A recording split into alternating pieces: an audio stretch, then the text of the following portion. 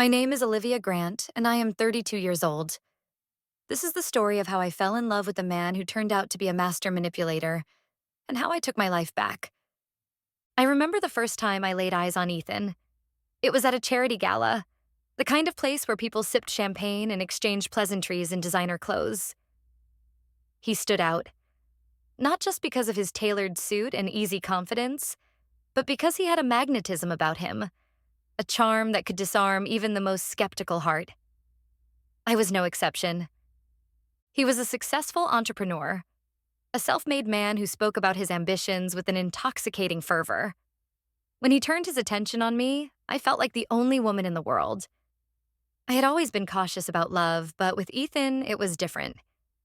He pursued me with an intensity I had never known. Lavish dates, spontaneous weekend getaways, whispered promises of forever. He made me feel special, adored, irreplaceable. It was a whirlwind romance, and within a year, we were married in a grand ceremony that seemed ripped straight from a fairy tale. For the first few months, marriage was bliss. He was attentive, affectionate, the epitome of the perfect husband. "Olivia, I promise I'll always take care of you," he would say, brushing a strand of hair from my face. "You'll never have to worry about anything as long as I'm here." I believed him. But then, slowly, cracks began to appear. It started with little things: his irritation when I made plans without consulting him, the subtle criticism of my career choices. At first, I chalked it up to adjustment pains. Love, after all, required compromise. What made it worse was that I was not some helpless housewife he had to take care of. I was a highly successful financial analyst. I had built my career from the ground up, advising high-net-worth clients on investments and making strategic business moves that earned me as much, if not more, than Ethan. But he hated that. He hated that I didn't rely on him financially, that I had my own power and influence in the business world. "You don't have to work so much, Liv," he would say, feigning concern. "Let me take care of things. You should focus on the home, on us." But I loved my work. It gave me independence, something Ethan sought to take away piece by piece. Then, the gaslighting began. I would bring up something he had said, and he would insist I was mistaken. "You must be imagining things, sweetheart," he would say, his voice gentle but patronizing. I never said that.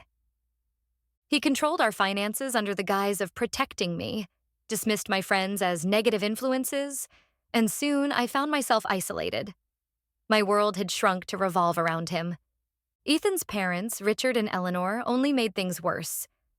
They believed their son could do no wrong, that he was a brilliant, successful man with an adoring wife who simply didn't appreciate him enough. Any concerns I voiced were met with dismissive waves of the hand or outright hostility. "You should be grateful," Eleanor once told me with a sneer. "Ethan provides you with everything. What more could you possibly want?" Eleanor didn't just dismiss me. She actively made my life miserable. She would show up unannounced, criticizing the way I kept the house, the way I cooked, even the way I dressed. "A wife should take better care of her husband," she would say pointedly, while running a disapproving eye over my clothes. She would plan elaborate family dinners and insist I attend, only to ensure I was overshadowed and belittled. If I ever tried to stand up for myself, she would turn to Ethan, playing the victim. "I just want to help, dear," she would say in a saccharine tone, casting me as the ungrateful, unreasonable wife. And of course, Ethan always took her side. When Ethan and I argued, Eleanor was always there to swoop in, reminding him that I was lucky to have him and that he deserved a wife who was more obedient, more grateful. She even tried to interfere with our finances, urging Ethan to keep tighter control so I wouldn't waste his hard-earned money. But I was not as weak as they believed. Then came Vanessa. At first, I had no reason to be suspicious of Ethan's new assistant. "She's just helping me with the workload," he had said casually.